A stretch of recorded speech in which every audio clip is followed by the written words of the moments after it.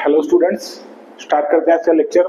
देखिए last class में हम SN1 और SN2 रिएक्शन के बारे में पढ़ रहे थे। ठीक है, इनके बारे में हमने डिटेल में समझा है कि SN1 रिएक्शन कैसे होती है, SN2 रिएक्शन कैसे होती है। ठीक है, एक बार फिर से छोटा सा ओवरव्यू ले लें। चलो तो थोड़ा सा हम ओवरव्यू देख लेते हैं कि SN1 किस टाइप से होती है और SN2 किस टाइप से मेरी रिएक्शन आगे प्रोसीड करती है। SN1 में क्या होगा हमको पता है, 2 स्टेप रिएक्शन है ये वाली, और ये वाली 1 स्टेप रिएक्शन है। ठीक है, इसमें क्या होता था, कोई रिएजेंट होता था। ठीक है, मान लेते हैं कोई रिएजेंट है, इसके ऊपर अटैक करता था न्यूक्लियोफाइल, लेकिन पहले क्या होगा, इसमें आयोनाइजेशन होगा। आयोनाइजेशन होगा तो R+ और L लिविंग ग्रुप माइनस में टूटेगा। फिर जो ये कार्बोकेटाइन है, इसके ऊपर अटैक होगा किसका, न्यूक्लियोफाइल का, तो मेरा प्रोडक्ट क्या बनेगा, ये प्रोडक्ट मेरा बनेगा। ठीक है, ये तो थी मेरी SN1 रिएक्शन। और ये क्या थी मेरी SN2। SN2 में क्या होता था, एक ही स्टेप में रिएक्शन करनी है, तो किस टाइप से होगा, इसके ऊपर अटैक करे कौन करेगा, न्यूक्लियोफाइल। इसके ऊपर थोड़ा पार्शियल नेगेटिव चार्ज है लिविंग ग्रुप के ऊपर, इसके ऊपर पार्शियली पॉजिटिव चार्ज है, न्यूक्लियोफाइल आएगा इधर अटैक करेगा और एक मेरी ट्रांजिशन स्टेट बनेगी। कैसी, न्यूक्लियोफाइल बॉन्ड बनाएगा R के साथ और ये वाला बॉन्ड टूटेगा। ठीक है, इधर लिख देते हैं बॉन्ड ब्रेकिंग, और ये क्या, बॉन्ड फॉर्मेशन। जब ये पूरा टूट जाए तो लिविंग ग्रुप बाहर निकल जाएगा, तो ये लो भाई लिविंग ग्रुप बाहर निकल गया और मेरा RN ये मेरा प्रोडक्ट बन गया। ठीक है, जनरल इंफॉर्मेशन है SN1 और SN2 के बारे में, हमने लास्ट क्लास में ये सब कुछ देखा है। ठीक है, मैं इतना बताना चाह रहा हूँ कि लास्ट क्लास में हमने एक चीज देखी थी। कौन सी चीज, रिटेंशन प्रोडक्ट और इन्वर्जन प्रोडक्ट। रिटेंशन और इन्वर्जन, इसको हमने लास्ट क्लास में फिशर फॉर्म में देख लिया था किस टाइप से बन रहे थे, लेकिन मैंने वो बोला था कि लास्ट क्लास में, इस क्लास में हम करते हैं कि वेजडेस फॉर्म में कैसे बनता है। ठीक है, तो वेजडेस फॉर्म में बनाने के लिए मैं एक एग्जांपल लेता हूँ और इन्वर्जन और रिटेंशन प्रोडक्ट का सोल्व करते हैं कि कैसे कैसे बनते हैं वेजडेस फॉर्म में। तो एक एग्जांपल में लिखता हूँ, जैसे उधर लिख लो एक एग्जांपल।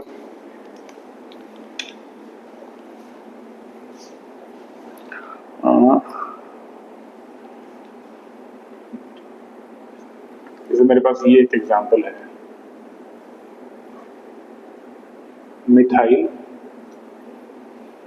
ये मत लो आप लोग, कार्बन के ऊपर है मिथाइल, इधर क्या है ब्रोमीन, एक पीएच ग्रुप कनेक्टेड इसके साथ। ठीक है, और एक ET group, ethyl group connected है। इसके ऊपर रिएक्शन करा रहा हूं मैं किसकी, वाटर की। ठीक है, H2O। तो ये किस टाइप से आगे प्रोसीड करेगी रिएक्शन, और एक और मैं रिएक्शन इधर लिख देता हूं, एक और मैं लिख देता हूं, कार्बन, एक हाइड्रोजन कनेक्टेड है, एक ब्रोमीन कनेक्टेड है, एक ड्यूटेरियम कनेक्टेड है, और एक CH3 है मेरे पास, एक CH3 है। इसके ऊपर मैं रिएक्शन करा रहा हूं H2O प्लस DMSO। तो ये आपको बताना है कि यही है कि इन्वर्जन प्रोडक्ट और रिटेंशन प्रोडक्ट कैसे कैसे बनेगी। लास्ट क्लास में हमने देखा है। चलो तो मैं बनाना स्टार्ट करता हूं। देखो ये रिएक्शन SN1 का एग्जांपल है। ठीक है, OH में OH आएगा, SN1 रिएक्शन इधर होगी। क्यों, क्योंकि देखो ये ब्रोमीन हटेगा, तो ब्रोमीन हटेगा तो यहाँ पे कार्बोकेटाइन बनेगा, स्टेबल होगा। SN1 की कंडीशन है, लास्ट क्लास में हमने देखा था। अगर SN1 की कंडीशन है और यहाँ पे अगर कार्बोकेटाइन बनेगा, तो मैं इसको ऐसे लिखूं क्या पहले कि कार्बन, ब्रोमीन हट गया, तो एक तो है ऊपर मेरे पास क्या, मिथाइल, एक तो मेरे पास क्या है, मिथाइल। ठीक है, और एक मेरे पास है क्या, फिनाइल। ये बनाने रहेगा अपने हिसाब से, इसको डार्क कर देना थोड़ा सा। तो ये क्या है मेरे पास, फिनाइल। और इधर क्या है मेरे पास, नीचे की तरफ इथाइल ग्रुप। ठीक है, ब्रोमीन हट चुका है, ब्रोमीन हट चुका है तो कार्बन के पास वैकेंट ऑर्बिटल है, तो मैं वैकेंट ऑर्बिटल को कुछ इस टाइप से शो कर देता हूं। ठीक है, अब इसके ऊपर कौन अटैक करेगा, OH नेगेटिव, OH माइनस इसके ऊपर अटैक करेगा। OH माइनस के अटैक करने की दो पॉसिबिलिटीज है मेरे पास। कौन कौन सी पॉसिबिलिटी, एक तो वही इधर से अटैक कर सकता है, एक पीछे से घूम के यहां से भी अटैक कर सकता है। ठीक है, दो पॉसिबिलिटी है, दो पॉसिबिलिटी है तो मेरे पास दो ही प्रोडक्ट बनेंगे। तो बनाओ भाई दो प्रोडक्ट। तो बनाता हूं मैं, देखो दो प्रोडक्ट। कार्बन एक तरफ मान लेते हैं मिथाइल, इधर मान लेते हैं OH, एक है मेरे पास ये PH। ठीक है, और इधर मेरा इथाइल ग्रुप कनेक्टेड है। ठीक है, ये प्रोडक्ट बन सकता है। एक और प्रोडक्ट क्या बन सकता है कि मानो कार्बन ऊपर है मिथाइल, इस तरफ मेरा कनेक्ट क्या हो गया OH।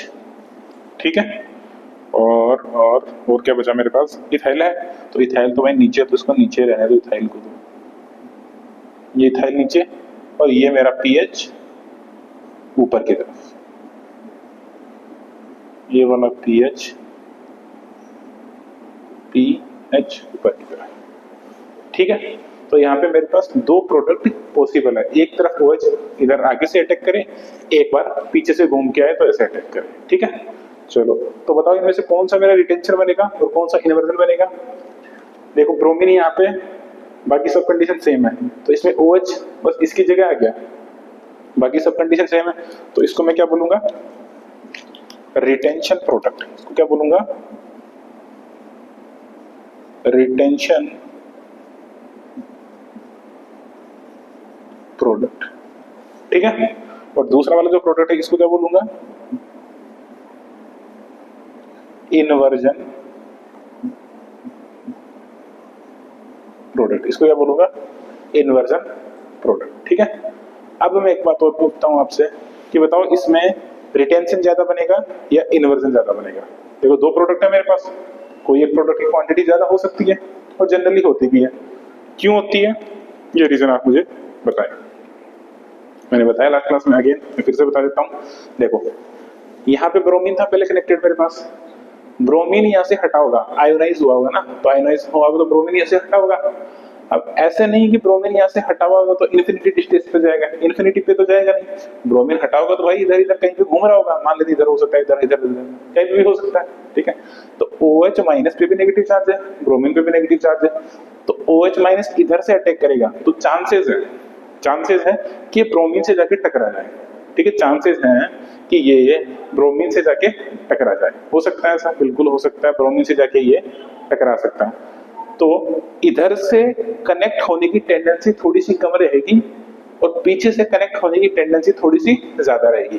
ठीक है, ज्यादा रहेगी तो मेरा जो इन्वर्जन प्रोडक्ट है वो कंपैरेटिवली ज्यादा बनता है रिटेंशन प्रोडक्ट के कंपेयर में। ठीक है, चलो इसमें बताओ ये कंडीशन किसकी है, H2O DMSO, polar aprotic solvent होता है DMSO। ये कंडीशन किसकी है, SN2 की, SN2 की है। तो इसमें बताओ प्रोडक्ट कैसे बनता है, सिंगल स्टेप है या मल्टीपल स्टेप है SN2, जल्दी बताओ। सिंगल स्टेप, अभी तो बताएं यहाँ पे सिंगल स्टेप रिएक्शन है मेरी SN2, सिंगल स्टेप है तो एक ही स्टेप में आंसर आना चाहिए। चलो लाते हैं एक ही स्टेप में आंसर, कैसे होगा। इसमें न्यूक्लियोफाइल क्या बनेगा मेरा OH माइनस, तो OH माइनस कैसे कनेक्ट होगा, देखो ऐसे कि कार्बन ऊपर क्या है हाइड्रोजन और Br माइनस कैसा मेरा एज ए लिविंग ग्रुप काम करेगा, तो ये वाला बॉन्ड तोड़ना स्टार्ट करो। लो भाई ये वाला बॉन्ड मैंने तोड़ दिया। ठीक है, कुछ टूट रहा है। तो एक यहाँ पे ये क्या है मेरा ड्यूटीरियम है, ड्यूटीरियम बिल्कुल, ये क्या है मेरा ड्यूटीरियम, और यहाँ पे ये क्या है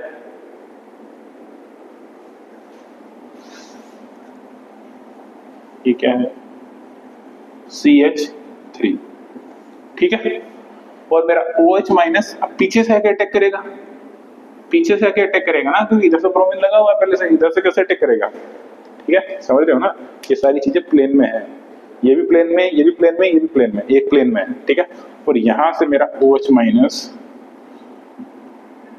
ऐड होना स्टार्ट हो जाएगा। इधर लिख सकते हैं बॉन्ड, ये क्या है, ब्रेकिंग है, ये बॉन्ड फॉर्मेशन, ठीक है।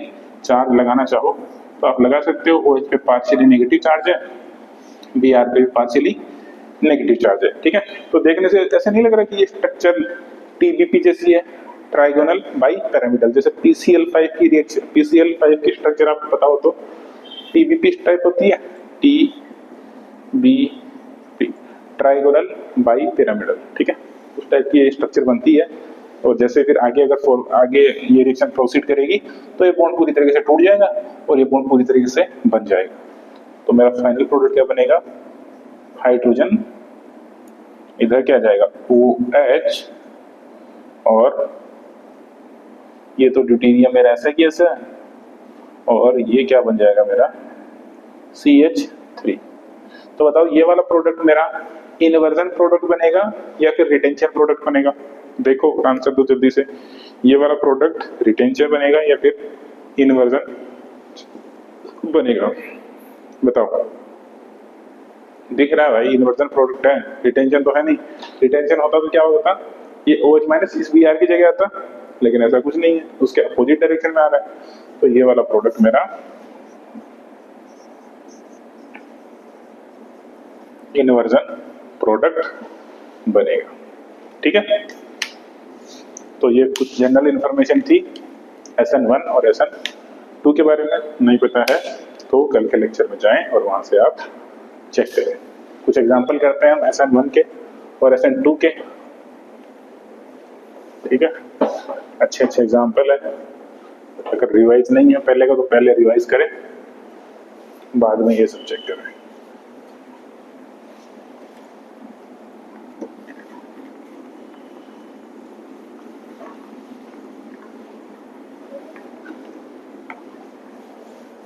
ठीक है,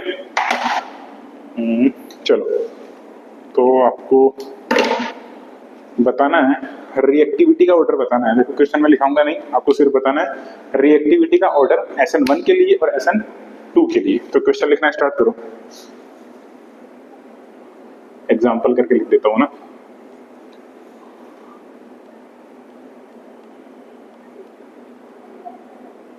Cl कनेक्टेड है ना, Cl क्लोरीन,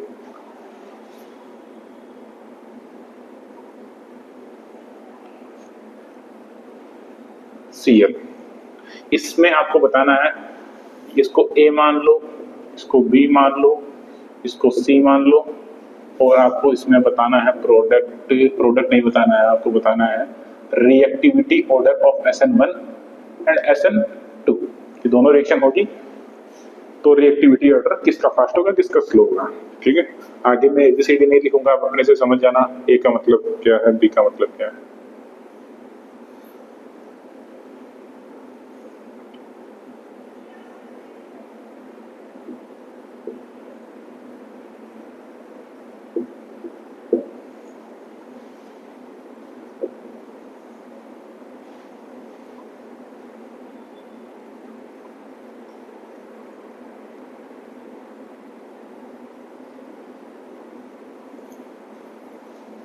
ऑर्डर में जचा लो ना अपने हिसाब से, ABCD लगा लो अपने हिसाब से।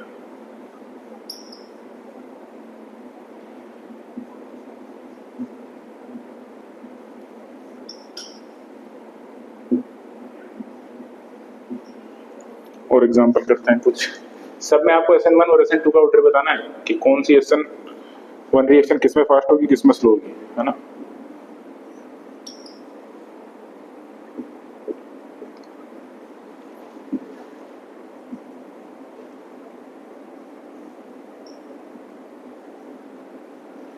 ये Cl है,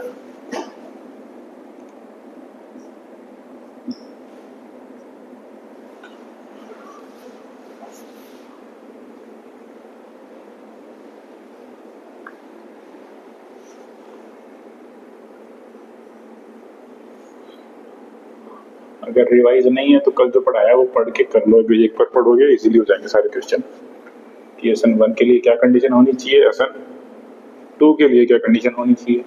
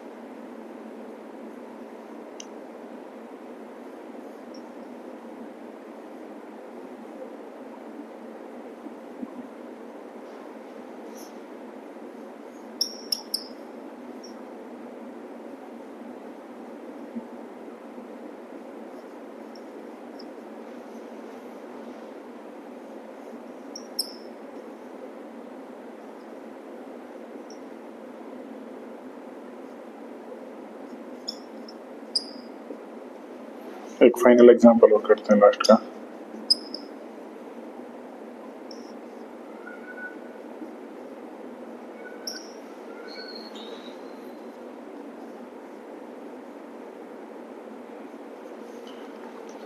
अगेन बता रहा हूं, जो कल पढ़े हैं वो पढ़ें और इजीली सॉल्व कर लें क्वेश्चन को। Cl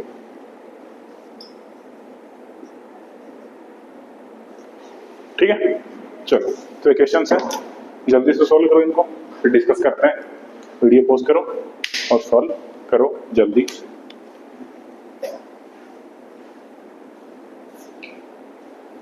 हो गया सॉल्व, डिस्कस करें। चलो तो डिस्कस करते हैं क्वेश्चन नंबर 1 से। SN1 और SN2 रिएक्शन मेरे पास है, ठीक है। चलो तो सबसे पहले बात करते हैं SN1 रिएक्शन की। SN1 रिएक्शन कैसे करेंगे, चेक करेंगे कि इंटरमीडिएट मेरा कितना स्टेबल है। ऐसे ही तो होता था, SN1 कैसे होता था, कोई भी रिएजेंट है वो आयनाइज होता था, उसका आयनाइजेशन होता था, कार्बोकेटाइन बनता था। जितना स्टेबल कार्बोकेटाइन होगा उतना स्टेबल प्रोडक्ट होगा। तो मुझे दिख रहा है वो Cl हटेगा तो 3 डिग्री कार्बोकेटाइन बनेगा, मतलब A वाले में सबसे ज्यादा फिर C आएगा, दिख रहा है, ठीक है। बात करते हैं SN2 की। SN2 कैसे हो गया बताओ। SN2 में क्या क्राउडिंग फैक्टर आता है, क्राउडिंग फैक्टर आता है ना, जहां जितनी ज्यादा क्राउडिंग होगी वहां SN2 फिर काम नहीं करेगी, ठीक है। मैंने कल बताया था ये वाला ही बात। तो किसमें होगी सबसे इजीली SN2 रिएक्शन, C में होगी मेरे हिसाब से। C में होगी, फिर B में होगी और फिर A में। A में तो भाई होगी ही नहीं, ठीक है। A में तो होगी लेकिन मुझे ऑर्डर लिखना है तो मैं इसको इस टाइप से लिख सकता हूँ, ठीक है। अब देखो यहाँ पे नंबरिंग नहीं लिखी, वो अपने से लिख लो भाई। इसको A बोल दो, इसको B बोल दो, इसको C बोल दो। इसे बताओ SN1 और SN2 का ऑर्डर क्या होगा। SN1 and SN2। देखो मुझे वही सब कुछ तो इसमें सेम दिख रहा है, खाली लिविंग ग्रुप का डिफरेंस है, खाली लिविंग ग्रुप का डिफरेंस है। भाई जब सब कुछ ही सेम दिख रहा है तो मेरे पास एक फैक्टर ही बचता है लिविंग ग्रुप, तो उसी के बेस पर मैं आंसर दूंगा। तो SN1 में क्या होता है, लिविंग ग्रुप निकलता है। तो भाई देखो सबसे स्टेबल लिविंग ग्रुप कौन सा है, मुझे तो I- दिख रहा है, I- दिख रहा है, तो C वाला सबसे अच्छा SN1 करेगा। फिर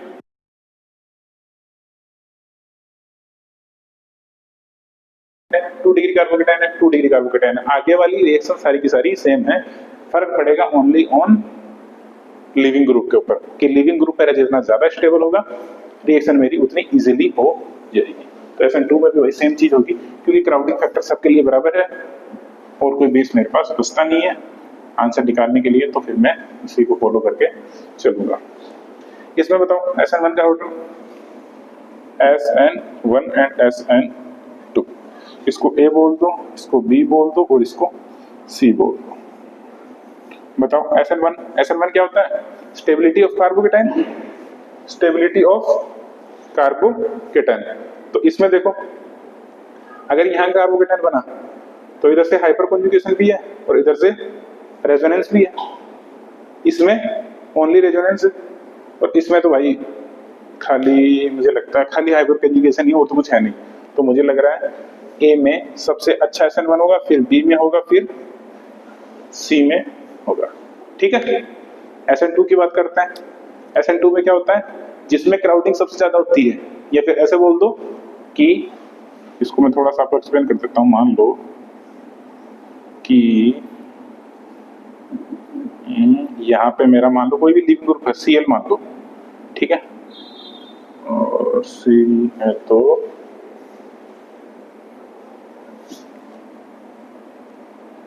इसको आप अल्फा पोजीशन मानो और इसको आप बीटा पोजीशन मानो।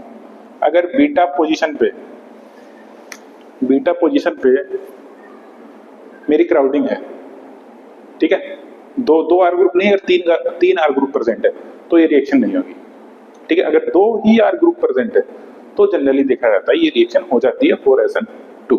ठीक है, तो उस इतना से बताने की बात थी कि क्राउडिंग फैक्टर यहाँ पे इंक्लूड होगा।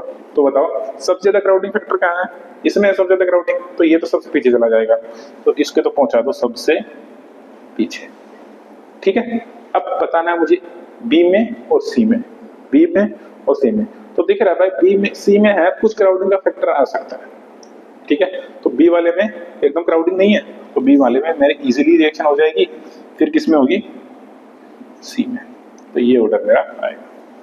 ठीक है, इसमें बताओ कैसी होगी, SN1 SN2, SN1 and SN2। ये ए मान लो तो इसको मान लो आप बी।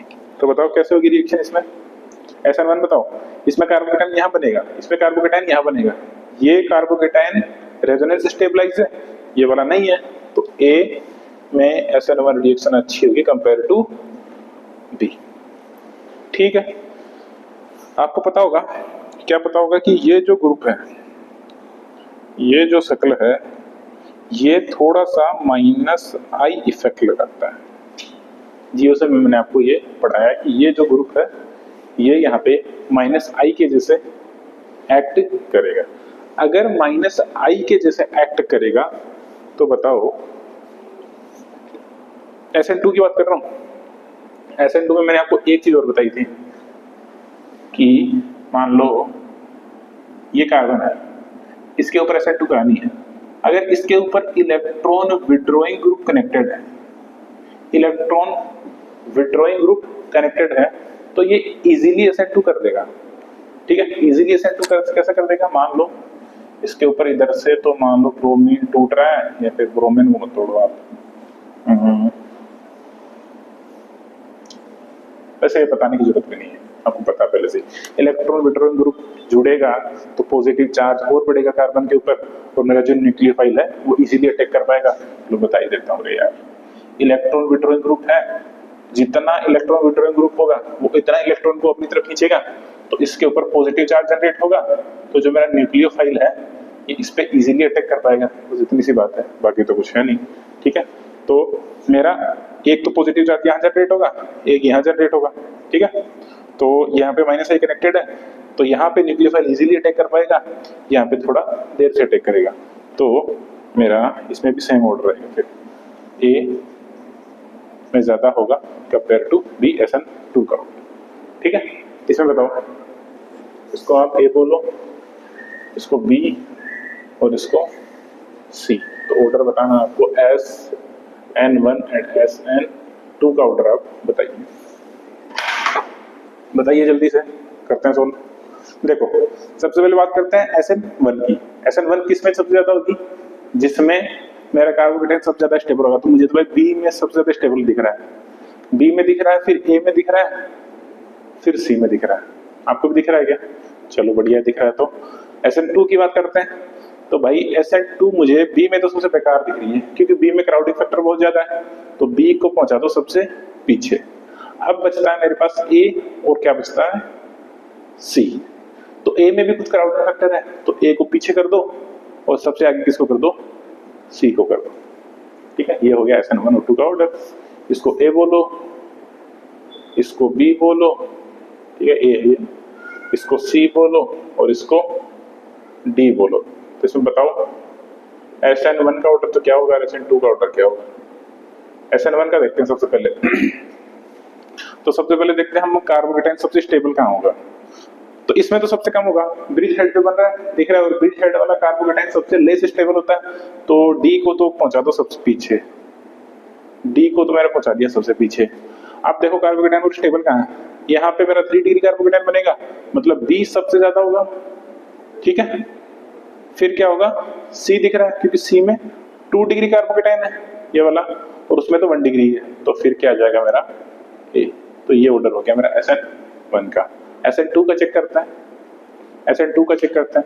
SN2 में भी देखो SN1 हो चाहे SN2 हो, अगर ब्रिज हेड पे कार्बोकेटाइन बना है या फिर बनने का ट्राई कर रहा है तो वो लेस स्टेबल रिएक्शन है, वो स्टेबल नहीं होगी, होगी नहीं रिएक्शन। तो डी तो मुझे पहुंचा देता हूँ फिर से सबसे पीछे।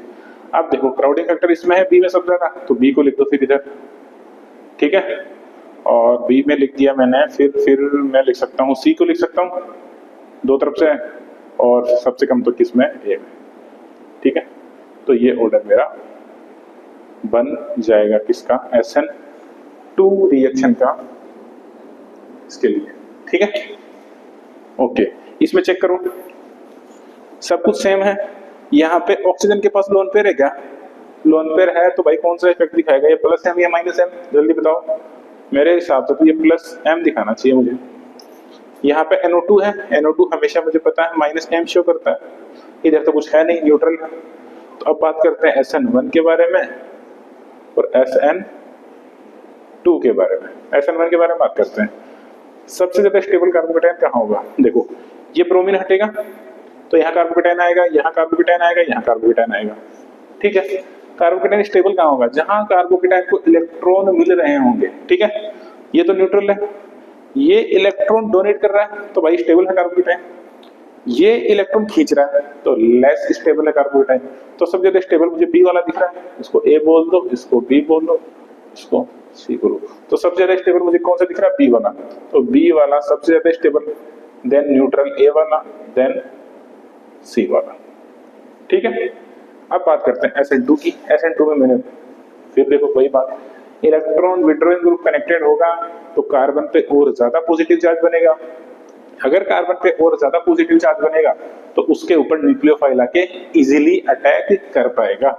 तो बताओ कौन से कार्बोकेटाइन पे पॉजिटिव चार्ज ज्यादा है, यहाँ तो न्यूट्रल है, ये स्टेबल हो रहा है, इलेक्ट्रॉन डोनेट हो रहा है, तो वहां तो नहीं है पॉजिटिव चार्ज ज्यादा, इसके ऊपर सब ज्यादा है क्योंकि ये इलेक्ट्रॉन खींच भी तो रहा है, तो खींच रहा है तो सी में सबसे अच्छा SN2 होगा, देन एम में, और बी वाला तो डोनेट कर रहा है, तो डोनेट कर रहा है तो सबसे पीछे चला जाएगा। तो ये लो भाई ऑर्डर है इसका, ठीक है।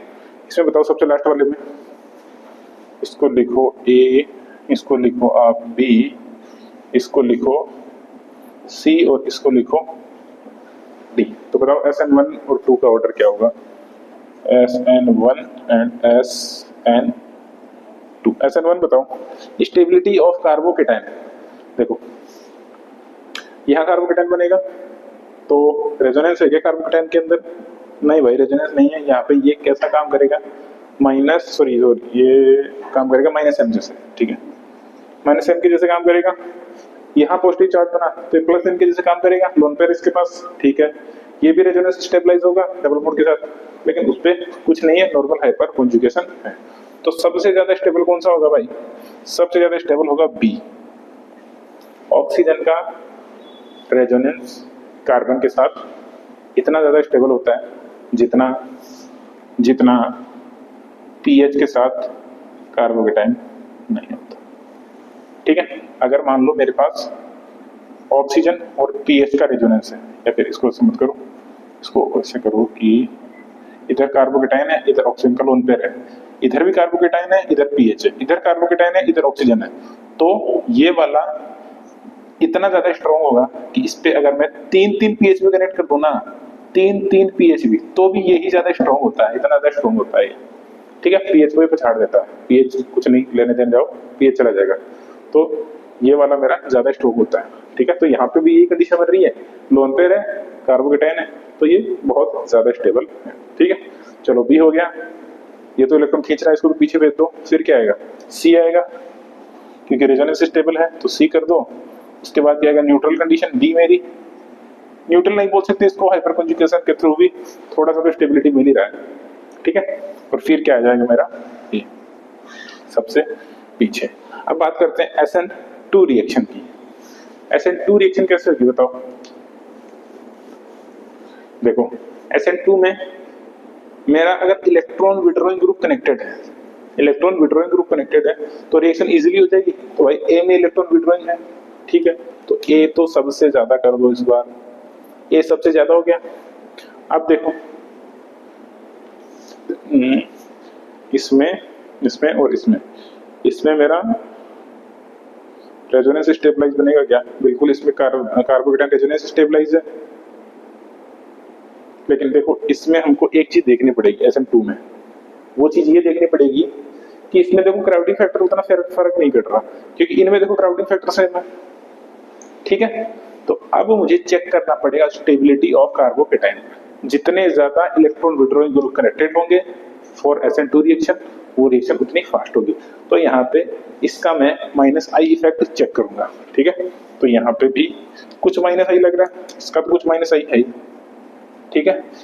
इस ऑक्सीजन का भी कुछ -I लग रहा है, क्योंकि देखो बाकी फैक्टर सेम है तो मुझे दूसरे फैक्टर पे ट्रांसफर करना पड़ेगा, एक फैक्टर से आंसर नहीं आ रहा तो, ठीक है। इसमें भी इस कुछ तो -I लग रहा है, double bond electron negative hybrid है ना, कोई भी ऑक्सीजन को सॉरी कोई भी एटम मेरा अगर sp हाइब्रिड होता है तो सबसे ज्यादा इलेक्ट्रॉन नेगेटिव एटम होता है कंपेयर टू sp2 और sp3, ठीक है, और वो तो न्यूट्रल है। तो इसका सबसे स्ट्रॉन्ग -I लग रहा है, तो ए चलो सही है, ये सबसे ज्यादा रिएक्शन करेगा, देन बी, देन सी, देन डी, ठीक है। स्टेबिलिटी ऑफ कार्बोकेटायन चेक करेंगे, जहां सबसे कम स्टेबल होगा कार्बोकेटायन, जितना इलेक्ट्रॉन विड्रॉइंग ग्रुप कनेक्टेड होगा SN2 रिएक्शन होने की टेंडेंसी उतनी ज्यादा होगी, ठीक है। चलो तो नोट करो आप ये लोग जल्दी से।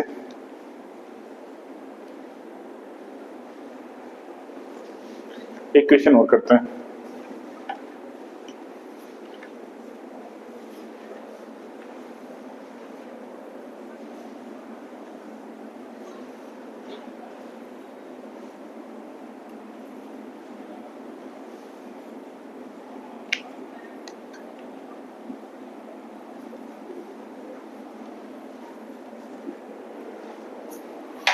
एक क्वेश्चन और करते हैं, इसमें आपको बताना है कि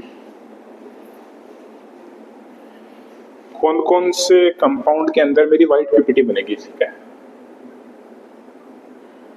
व्हाइट पीपीटी, पहले तो मैं आपको पीपीटी का कलर बता देता हूं। अगर AgI की पीपीटी बन रही है तो ये होगी मेरी येलो कलर की, है ना। अगर AgBr की पीपीटी बन रही है तो ये होती है मेरी लाइट येलो, या फिर इसको बोलते हैं पेल येलो, पेल येलो, ठीक है। और मेरी अगर AgCl की बनती है, AgCl, तो ये बनती है मेरी व्हाइट पीपीटी। और AgF बनती है ना, तो ये तो वाटर सोल्यूबल होता है, वाटर सोल्यूबल, ठीक है। तो आपको बताना है किसमें मेरा AgCl बनेगा, ठीक है, किसमें मेरा AgCl बनेगा। तो पहला लिखिए कंपाउंड आप Cl, दूसरा HCl,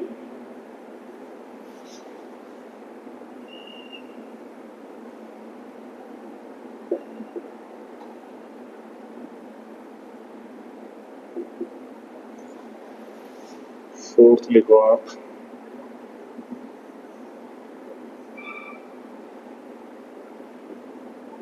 NH3Cl, 5 लिखो CH3C डबल बॉन्ड OCl, 6 लिखो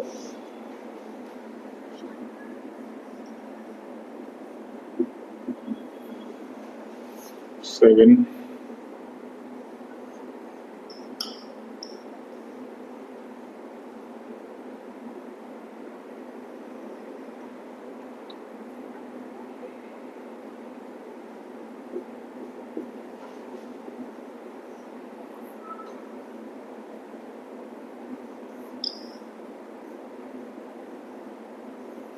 9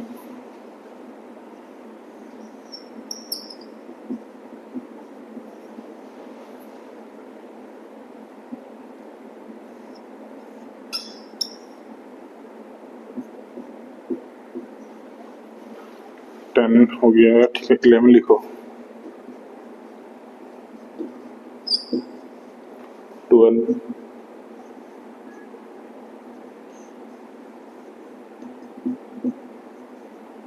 13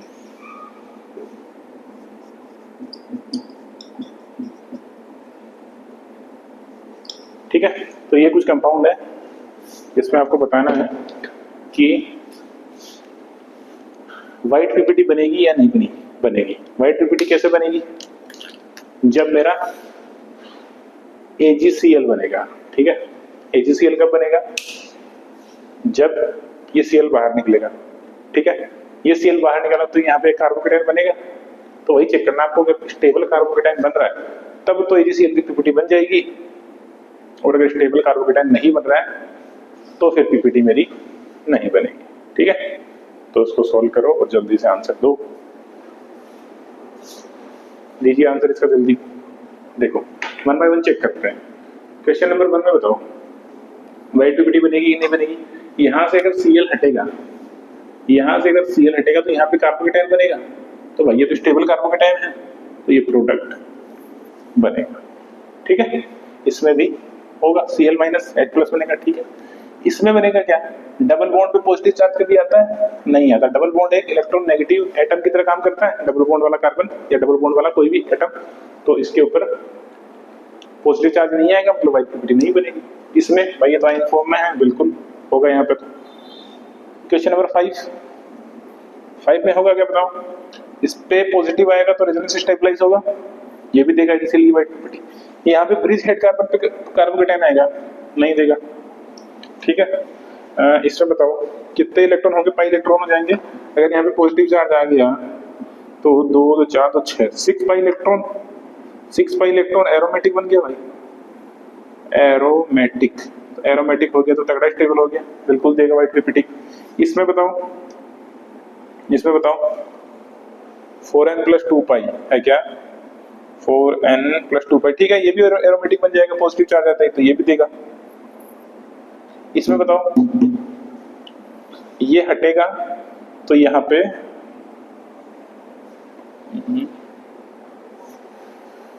पॉजिटिव चार्ज आएगा, कहाँ गया?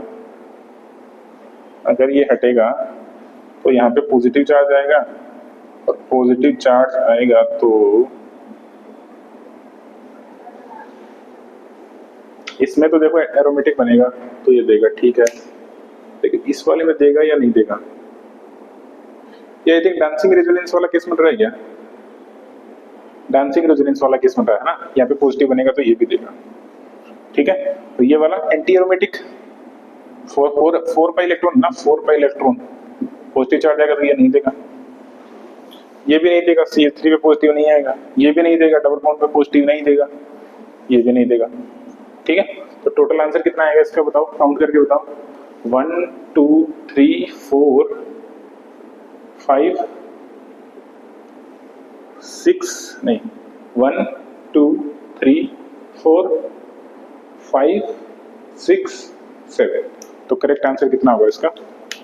7 ऐसे एलिमेंट होंगे या ऐसे कंपाउंड होंगे जो AgCl की व्हाइट पीपीटी प्रोड्यूस करेंगे, ठीक है।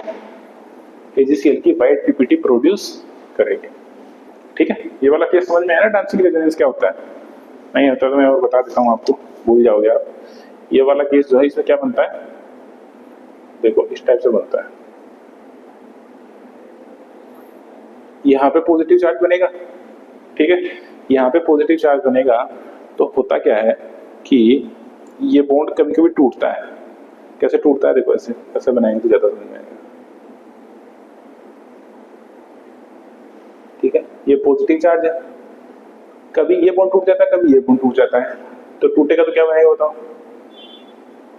ऐसे, ठीक है।